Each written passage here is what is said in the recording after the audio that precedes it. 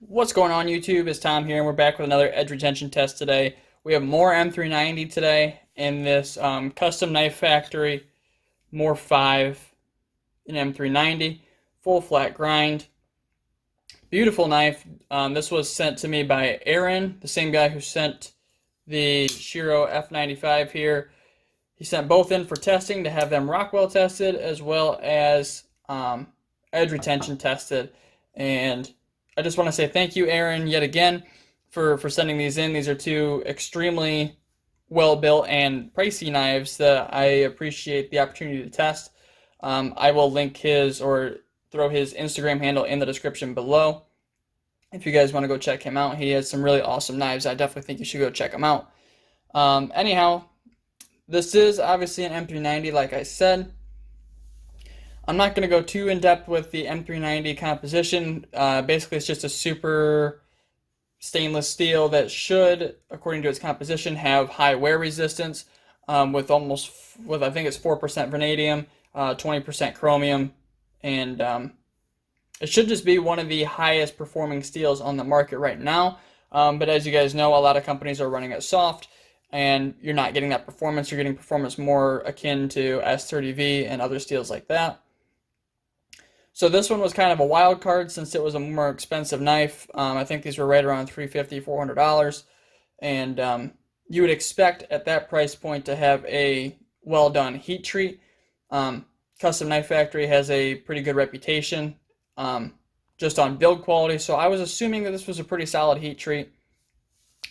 Let's go over a little bit of the specs here real quick. It is 19 thousandths behind the edge at 18 degrees per side, and it's 0.15 inch blade stock at its thickest point.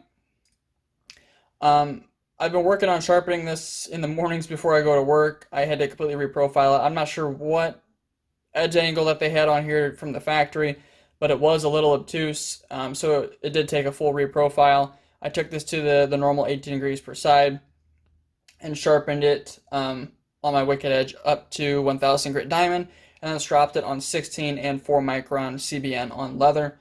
The edge that came up was very nice, and it wasn't quite hair whittling. It was close. I think that was more my fault than anything, but it definitely met the specs to begin the cardboard tests. Speaking of the cardboard tests, obviously I followed the same protocol as always. We cut cardboard until it would no longer cut computer paper, and about halfway through this test, I started to feel like this was going to be just like any other M390, and I was not looking forward to telling Aaron that his M390 was soft like all the others. But it hit a certain point where it started to not slice quite as cleanly in the paper, but then it stayed that way for a long time until it finally went dull.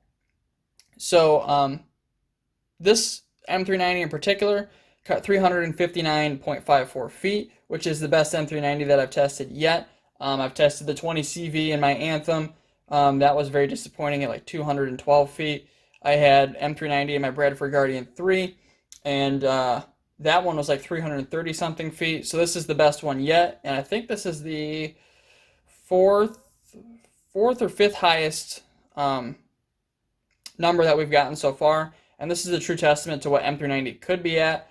Knowing what we know about M390 and its Rockwell hardness now, I would have to assume that this is probably 61 to 62, and well, this will be getting sent out to be tested anyhow, so we will eventually know, but for right now, we can only make guesses and speculation. Just based on everybody's tests, this is, I would have to assume, probably close to that 62 mark, which is pretty much optimal for M390, and it just goes to show that if these companies out there put these steels at the hardness that they should be, and 62 doesn't even require a cryo, I don't believe, so it wouldn't cost these companies any extra money. This is what they could perform like. This is how M390 should perform, and this is all the hype that it has, is to be able to perform just like this. But instead, we're getting these really soft knives out there that are performing more like S30V. So I'm not going to go into that yet again because I did a video on it a couple videos ago. So if you guys want to know my thoughts on that, go check out that video. Anyhow, that's really all I got for you guys today. Thank you again, Aaron, for donating these two knives to have them tested. There will be reviews of these two knives coming up here probably in the next week or so. and then they'll be sent out to have them Rockwell tested. And I'll make sure to update you guys on that as well when those results come back. So if you guys enjoyed the video, make sure to drop a like down below. Subscribe to continue to see more videos just like this one. And as always, thanks so much for watching. Have a great day.